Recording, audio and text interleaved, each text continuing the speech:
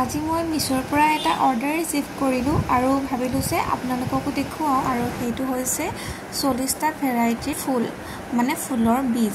দামটোতো আপোনালোকে দেখিছে স্ক্ৰীনত 101 টকা, কিন্তু মই কেছ অন ডেলিভাৰী কৰিছোঁ যেতিয়া 129 টকা পৰিছে। ইয়াত 20টা উইণ্টাৰ ফ্লাৱাৰ ছিড আৰু 20টা ছামাৰ ফ্লাৱাৰ ছিড আছে। বাকী আপোনালোকক ৰিভিউটো কৰি দিওঁ ভালকৈ, আপোনালোকে চাই লওকচোন। আৰু দেখা পাইছে আপোনালোকে পেকেজিং খুবেই ধুনীয়া।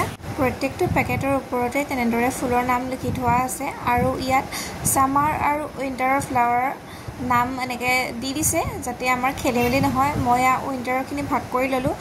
এতিয়া যিহেতু ছেপ্টেম্বৰ মাহ চলি আছে, গতিকে ছেপ্টেম্বৰ অক্টোবৰ মাহত উইণ্টাৰ ছিজনৰ ফুলৰ বীজ সিঁচাৰ সময়।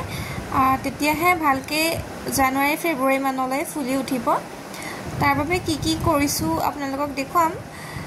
তাৰ আগতে আপোনালোকক ভালকৈ কি কিনো ফুল আহিছে দেখুৱাই দিছোঁ।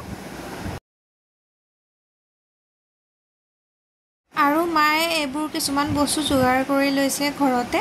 দেখিছেনে চিমেণ্টৰ নিচিনা? সেয়া হৈছে ছাই আৰু এয়া হৈছে বালি, লগতে সেয়া গোবৰ আৰু এয়া মাটি। মায়ে এতিয়া মিক্স কৰি ল'ব। কেনেদৰে কি কৰে আপোনালোকক অকণমান দেখাই দিছোঁ বাৰু। আৰু এয়া দেখিছেনে গোবৰ পানী। আমিও এইবোৰ ইউটিউব চায়েই শিকিছোঁ বাৰু, মানে কিদৰে কি মিক্স কৰিলে ভাল, ফুলত কেনেদৰে কি কৰিব লাগে। সেইবাবে ভাবিলোঁ আপোনালোককো আমাৰ ভিডিঅ'ৰ যোগেদিয়ে অকণমান দেখুৱাই দিওঁ। যিখিনি ফুলৰ গুটি আহিছিল সেইখিনি আমি এতিয়া বৰ্তমান লগাবৰ বাবে এনেকৈ ডিছপ'জেবল গ্লাছেই ব্যৱহাৰ কৰিছোঁ। আৰু পিছত যদি ভালদৰে ডাঙৰ হয় তেতিয়াহ'লে আমি বেলেগলৈ ট্ৰেন্সফাৰ কৰি দিম। এতিয়া বৰ্তমান ইয়াতেই লগাইছোঁ, যিহেতু বহুতকেইটা ভেৰাইটিৰ লগোৱা হৈছে। ফুলৰ গুটিখিনি অকণমান মাটিত গোজা মাৰি দিছোঁ আৰু তাৰ ওপৰত তেনেই নামমাত্ৰ মাটি এনেদৰে আৰু ছটিয়াই দিছোঁ। বাকী গোটেইখিনি কৰা হৈ গ'ল। এতিয়া ইয়াৰ ওপৰত অকণমান পানী দিব লাগিব। আমি যিহেতু গোবৰ পানী তিয়াই থৈছিলোঁ এনেদৰে, সেইখিনিকে ইয়াৰ ওপৰত অলপমান দি দিছোঁ। পানী দিয়াৰ পিছত এতিয়া আমি এইখিনি ঠাণ্ডা জেগাত থৈ দিব লাগিব আৰু মাজে মাজে পানী দি থাকিলেই হ'ল।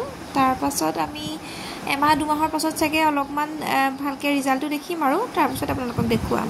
মাজে মাজে বাৰু আপডেট দি থাকিম। বাকী আজিলৈ বাই বাই।